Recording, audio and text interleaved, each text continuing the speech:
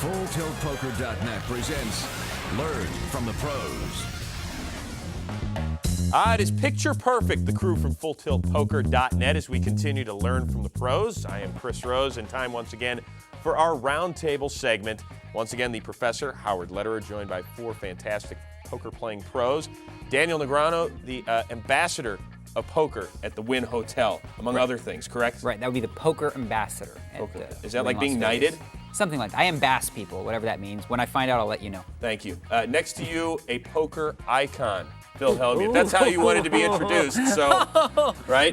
Well, I mean, that's the way Oakley introduces me. Oh, all right. Way to get it all in there, buddy. Phil Gordon, in addition to your hosting duties on Celebrity Poker, the Little Green Book of No Limit Hold'em. Author. Yep. Head away. Get the pen out. Sign one for me. I will do so. And can you hear it? Hello.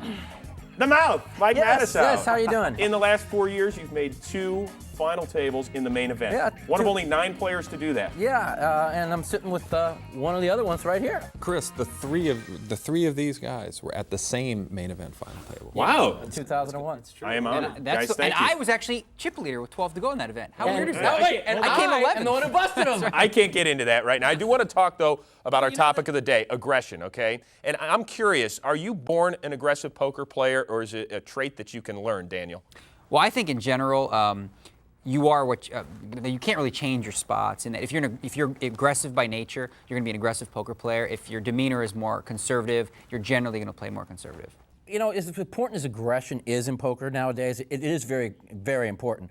But nowadays, there's so many bad players that I've toned my aggression down a little bit, and I think that might be more of the way to go nowadays. So I'm not quite sure. When did you start adjusting?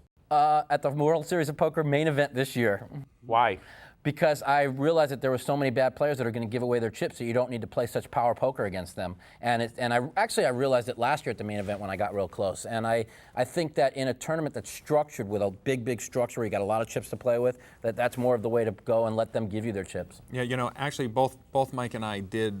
I mean, he lasted an extra day and a half past me, but you know, I lasted into day 4. I was on the featured TV table a couple of times, and I have definitely noticed, particularly on the TV table, the amateur players, it seems like they're really gunning for the pros, much more than they were a few years back. You know, a lot of these guys that come to the big events now are coming on, you know, $40 satellites, and they know that they probably don't have a good chance to win, but they want to create that story that they can tell their friends back home. And they there's come something and, extra I going. bluffed Howard Lederer out of a huge pot. I got my $40 worth. I was at the television table for 12 hours this year, and I saw the same thing. I mean, the same thing that everybody's saying. I mean, I think that, you know, there's 2 sides to a story. If they bust me with a bad hand, then yeah, sure, I'm likely to berate the play a little bit. But I think people like that. They like the attention. I mean, it's kind of a weird thing. They know I'm going to write a column about it.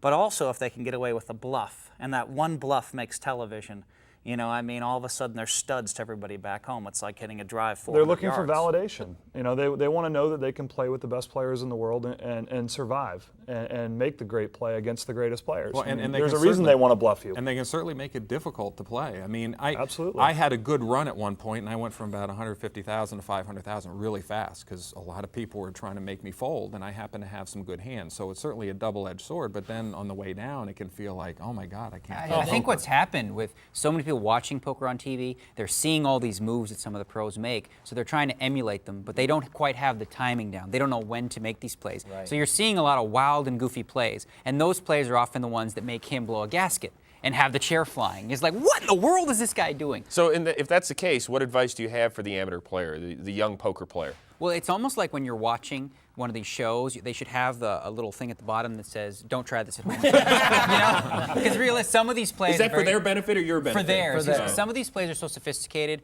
and take a lot of reading ability. You have to know your opponent to make one of these really sophisticated type plays that, you know, without that kind of knowledge or that experience, they're just kind of in no man's land.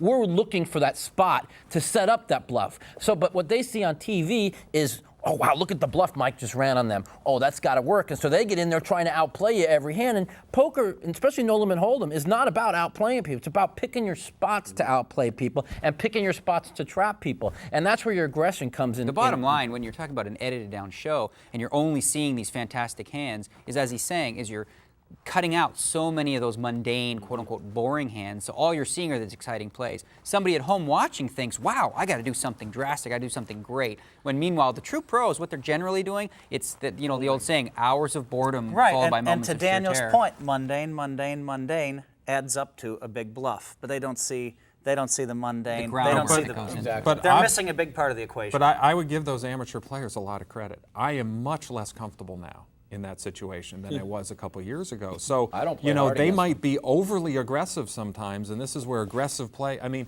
if you're going to be really passive or really aggressive, you should err on the side of aggressive.